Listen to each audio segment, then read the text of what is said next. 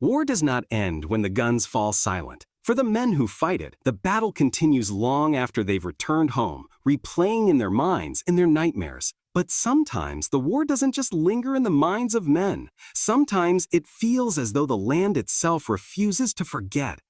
Battlefields are scars upon the face of the earth, places saturated with the energy of extreme violence, fear, and sacrifice. And perhaps, just perhaps, some of that energy remains trapped, an echo that refuses to fade. In the winter of 1944, during the brutal Battle of the Bulge, a lost platoon of American GIs found themselves fighting for survival, not just against the German army, but against the biting cold and the suffocating darkness of the Ardennes forest. But as they struggled to find their way back to friendly lines, they encountered something else. A German unit that wasn't on any intelligence maps. A unit that moved with an unnatural silence. A unit that seemed to be fighting a different war entirely. This is the story of a platoon that stumbled into a place where the boundaries of time had blurred, where the ghosts of one great war seemingly rose to march alongside the soldiers of another. December 1944, the Allied advance across Europe, which had seemed unstoppable since the D-Day landings in June, had finally stalled. As winter tightened its icy grip, the front lines stretched thin through the dense, snow-covered expanse of the Ardennes forest, a rugged and heavily wooded region bordering Belgium, Luxembourg, and Germany. Allied High Command considered the Ardennes a quiet sector, a place to rest veteran units and break in green, inexperienced replacements. They believed the Germans were broken, incapable of mounting any significant offensive. They were wrong. On the morning of December 16th, under the cover of a thick freezing fog, Adolf Hitler launched his last great gamble in the West, Operation Watch on the Rhine. Over 250,000 German soldiers, supported by more than 1,000 tanks and armored vehicles, smashed into the thinly held American lines. The surprise was total. The ferocity of the assault was overwhelming. Caught in the initial onslaught was the U.S. 28th Infantry Division. Nicknamed the Keystone Division, its men had fought their way across France, enduring some of the most brutal combat of the war, particularly in the Hurtgen forest, a meat grinder that had bled the division white. For their troubles, they had earned a more grim and fitting nickname from the Germans, the Bloody Bucket, a reference to their red, keystone-shaped shoulder patch. Now tired, under strength, and thinking they were in a quiet zone, the men of the 28th found themselves directly in the path of the German juggernaut, their lines shattered. Units were cut off, surrounded, and annihilated. Communications failed. In the chaos of the first few days, platoons became separated from their companies, companies from their battalions. Thousands of American soldiers were suddenly lost, isolated pockets of resistance in a vast, snow-choked forest, hunted by an enemy they couldn't see. Among them was 2nd Platoon Baker Company 112th Infantry Regiment. For 3 days, they had been in constant retreat, fighting desperate delaying actions against overwhelming odds. Their platoon commander, a young lieutenant fresh out of officer school, had been killed on the first day. Command had fallen to the grizzled platoon sergeant, a 30-year-old man from Pennsylvania named Frank Miller. Miller was no stranger to the horrors of the Ardennes. He was a survivor of the Hurtgen campaign, a fact that had etched a permanent weariness into his eyes. Under his command were 32 men, or rather, there had been 32 men. Now, after 72 hours of chaos, he could only account for 12. They were exhausted, half-frozen, and dangerously low on ammunition and rations. Their radio was dead. They were completely cut off. Their only objective now was to survive and make their way southwest, hoping to eventually run into what was left of the American lines. But in the Ardennes, the Germans weren't the only enemy. The forest itself was a killer. The trees grew so thick that the snow-heavy branches blocked out the sky, plunging the forest floor into a perpetual twilight. The terrain was a maze of steep ravines and tangled undergrowth, and the cold was a physical entity, a relentless predator that leached the warmth from a man's bones. Private Calloway, in a letter he wrote years later, recalled the feeling. Every tree looked the same, every hill, every damn creek. After a while, you stopped feeling the cold in your fingers and toes. It wasn't that they were warm. You just stopped feeling them at all. Sergeant Miller, he kept us moving. He was the only thing keeping us from just lying down in the snow and letting it be over. We all trusted him. We had to. He was all we had left. The point man for Sergeant Miller's lost platoon was Private First Class Gene Calloway, a 19-year-old from Ohio.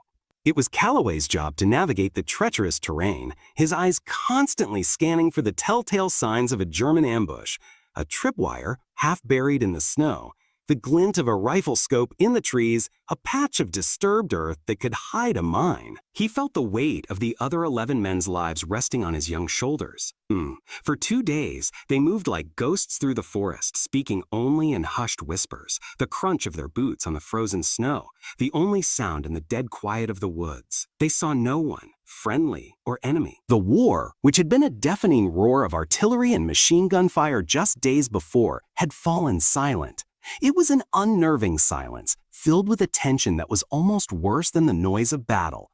It felt like the forest was watching them. On the evening of the second day of being lost, as what little light there was began to fade, Miller called a halt. They would dig in for the night in a shallow depression at the base of a rocky outcrop. It wasn't much, but it offered some protection from the wind. In a low voice that barely disturbed the frozen air, Sergeant Miller gave his orders. A Calloway Rossi first watch. 1 hour. Keep your eyes peeled. The rest of you, get some sleep. And I mean sleep. No talking. Calloway shifted, the sound of his stiff uniform loud in the silence, his eyelids feeling as heavy as lead weights. It was during that watch that he found the first strange object. While scanning the ground near his position, his eyes caught a strange shape half buried in the snow and frozen mud. Curious, he reached out with the tip of his Moan rifle and pried it loose. It was a helmet. But it wasn't an American Moan helmet, nor was it the distinctive shape of a German Stahlhelm from this war. It was older, more rounded, with a pronounced spike hole at its peak. It was pitted with rust and decay. Miller turned the ancient helmet over in his hands, his brow furrowed in thought. A First World War, Miller stated quietly. Or what's left of it. Some poor bastard from the last war probably lost it right here. This whole area was fought over back then, too. Miller tossed the helmet aside, the rusted metal clanking softly against a rock. He looked at Calloway, his expression unreadable in the dark. Means nothing. Get some sleep. Calloway. Calloway tried to sleep, but the image of the old helmet stuck in his mind. He knew Miller was right. This forest had seen fighting a generation ago, but finding a relic from that war, here in the middle of their war, felt strange. It felt like a bad omen, an unsettling reminder that they were treading on ground that was already soaked in the blood of forgotten soldiers. He didn't know it yet, but it was only the beginning of the strangeness to come. The next day brought more of the same. A slow, agonizing march through an endless sea of snow and trees. The hunger was a constant gnawing pain in their stomachs.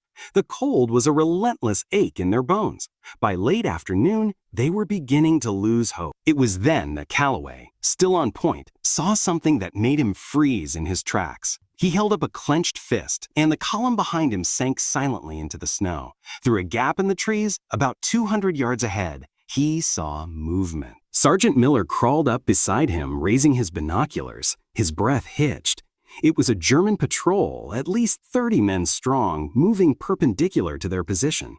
They were heavily armed, clad in winter greatcoats, their silhouettes stark against the white snow. Miller's men instinctively tightened their grips on their rifles, their knuckles white. This was it, a force that size would wipe them out in seconds. But as Miller watched, a deep sense of confusion began to replace his fear. The German soldiers marched with a strange, methodical purpose. They didn't scan the trees for threats. They didn't communicate. They just walked. Their feet seemed to make no sound, leaving no deep impressions in the snow. They moved with an eerie gliding silence that was utterly unnatural. Calloway squinted, trying to get a better look. Their uniforms, they seemed baggy, ill-fitting. And their rifles, they weren't the standard Kar 98 Hets or the deadly St. G44s he was used to seeing. They were longer, older looking. The column passed directly in front of their position, not 50 yards away, and never once looked in their direction. It was as if the 12 American soldiers, half frozen in the snow, were completely invisible to them. Miller's men held their breath, their hearts pounding in their chests, expecting at any moment for the silent soldiers to turn and open fire. But they never did. The column continued its silent march, disappearing into the dense woods on the other side of the clearing, leaving behind only an unnerving silence and a line of shallow, barely there tracks in the snow. For a full minute, no one in the American platoon moved or spoke. They were paralyzed by a mixture of relief and profound, bone-deep confusion. It was the silence of the grave. He made a decision. "All right, listen up," he ordered in a low tone, "or we're going to follow them." From a distance, they're moving with purpose. They're probably heading for a road or a command post. This might be our ticket out of here, but we stay quiet and we stay hidden. If they spot us, we break contact and scatter. Understood? The men nodded, their faces a mixture of fear and determination. Following a ghost patrol was a crazy idea, but it was better than freezing to death with no direction at all. They got to their feet and began to shadow the strange silent column, moving deeper into the twilight of the Ardennes. They followed for what felt like hours. The Phantom unit never stopped, never rested. They just kept moving with that same relentless, silent pace. As darkness fell completely, the Americans had to rely on the faint sounds of branches snapping ahead to keep track of them. The temperature plummeted even further. The sense of dread among Miller's men grew with every step. They were no longer just lost soldiers. They felt like they were following a procession of the dead into the heart of some frozen hell. The forest grew even thicker, the trees ancient and gnarled, their branches like skeletal fingers reaching for the sky. It was here that the Phantom Patrol finally came to a halt. They had reached a small, desolate clearing, a bowl-shaped depression in the forest floor. The area was littered with the decaying remnants of old trenches and collapsed dugouts half filled with snow. It was a forgotten battlefield. Miller and his men watched from the edge of the clearing as the silent Germans fanned out, taking up positions along the old trench line. They knelt behind mounds of earth, their long rifles pointed out into the empty clearing. They looked like they were preparing for an attack. Suddenly, a single piercing whistle cut through the night air. It seemed to come from the Phantom unit's position. Immediately, the silent soldiers opened fire, but there was no sound. No thunderous crack of rifles, no muzzle flash lighting up the darkness. The German soldiers jerked their bodies, working the bolts on their rifles, ejecting invisible casings, their shoulders recoiling from phantom shots. They were fighting a battle that only they could see, a silent, ghostly reenactment in the heart of the forest. The Americans watched, mesmerized and horrified. This wasn't a patrol. This was something else entirely. It was a memory, an echo of a battle fought long ago, playing out right in front of them. Then, faint at first, but growing louder, they began to hear it. The ghostly sounds of the battle, the phantoms were fighting. The chattering of an old Maxim machine gun, the distinct thump of distant artillery from a bygone era, the faint, desperate screams of men in a language they couldn't understand.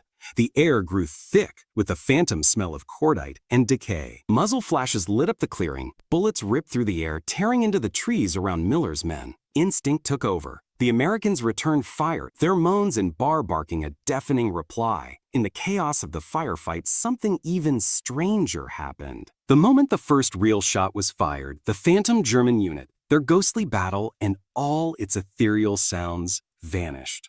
One moment they were there, a full company fighting a silent war. The next, there was nothing but an empty, snow-filled trench line. The firefight with the real Germans was short and brutal. Caught by surprise and outnumbered, the small German patrol was quickly overwhelmed.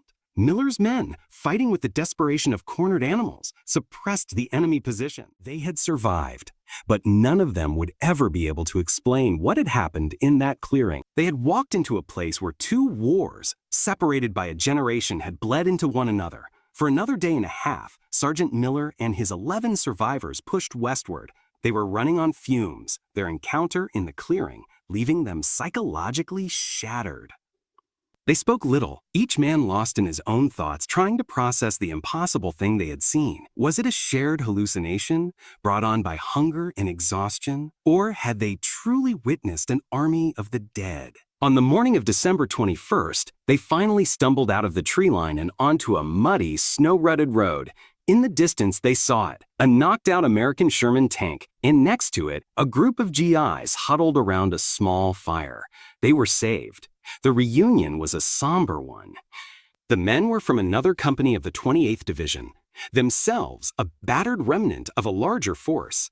They shared what little rations they had with Miller's men and told them where the new, hastily formed American lines were, just a few miles down the road. When Miller finally made his official report to a bleary-eyed captain at the regimental command post, he left out the strangest parts of his story.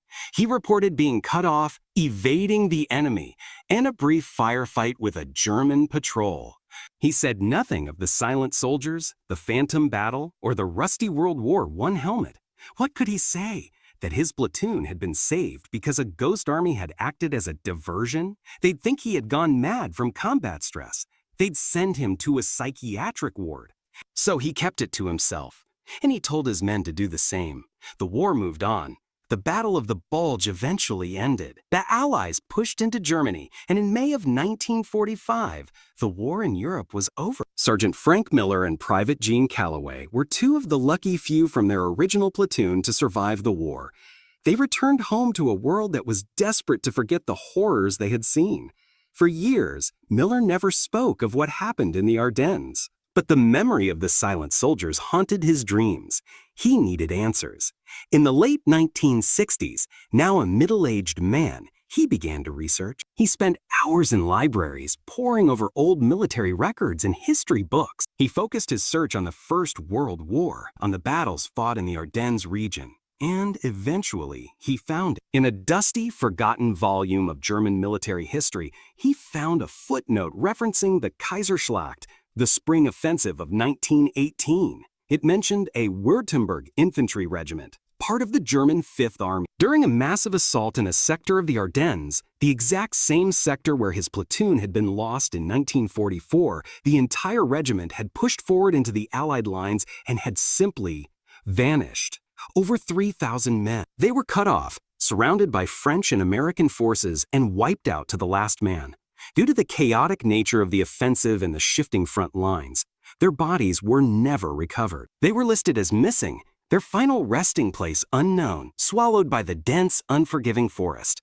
A phantom division lost to history. Miller closed the book, a cold chill running down his spine. It wasn't a hallucination. What he and his men had seen was real. They had stumbled upon the final, desperate battle of a ghost army, still fighting their war, still trapped in the forest that had claimed them a generation earlier. He finally had his answer, as unbelievable as it was. What are we to make of a story like this? The official records of the 28th Infantry Division during the Battle of the Bulge are filled with accounts of units being cut off and fighting their way back to friendly lines. But there is no official report detailing an encounter with a phantom World War I unit. The story only exists in the scattered unofficial testimonies of the men who were there. Men who, like Sergeant Miller, often waited decades before sharing what they saw for fear of ridicule. Skeptics would rightly point to combat stress reaction, or what was once called shell shock. The extreme conditions faced by Miller's men, hunger, freezing temperatures, sleep deprivation, and the constant threat of death, could easily trigger powerful, shared hallucinations. The mind, under such duress, is capable of creating phantoms to explain the unexplainable. Finding an old helmet could have planted a subconscious seed, which later blossomed into a full-blown hallucination of World War I soldiers in the suggestible minds of exhausted men. It's a rational, logical explanation, but it doesn't account for everything. How could a shared hallucination be so specific, so detailed? How could 12 different men see the same archaic uniforms, the same silent, methodical march? And most importantly, how could a hallucination draw the fire of a real enemy patrol, creating the very diversion that allowed the Americans to escape?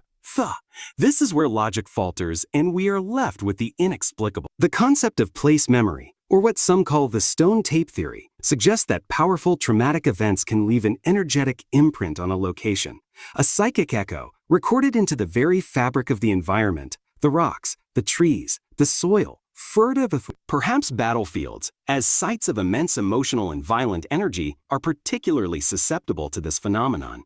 Perhaps what Miller and his men witnessed was not an intelligent haunting, but a residual one, a recording of a long-ago battle replaying itself on a loop.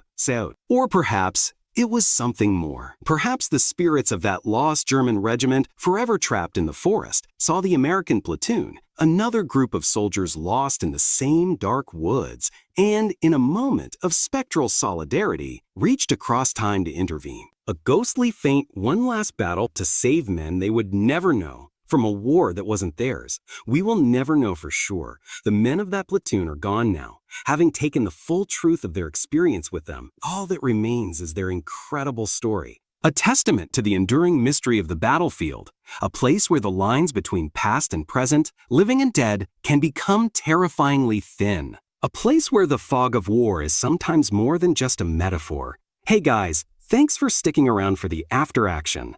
A story like that really makes you think about the layers of history that exist right under our feet. Most of us walk through our daily lives without considering the events that took place on the very ground we stand on. I remember visiting the battlefield at Verdun in France a few years ago. It's one of the most infamous battles of the First World War, a place where nearly 1 million men were killed or wounded. Even a century later, the landscape is still scarred. The ground is a lumpy, unnatural mess of overgrown shell craters. You can still find old, unexploded artillery shells and rusty barbed wire tangled in the woods. I didn't see any phantom armies, but walking through those woods, especially as the sun started to set, there was a feeling, a heaviness in the air that's hard to describe. It wasn't just a quiet forest. It was a sorrowful quiet. It felt like a place that was still grieving. You don't have to believe in ghosts to feel the immense weight of history in a place like that. And it makes you wonder what echoes those events truly left behind. Thank you again for listening and for supporting the channel. Your support allows us to continue exploring these incredible stories. May God be with you, no matter what you are dealing with, and I will see you in the next episode.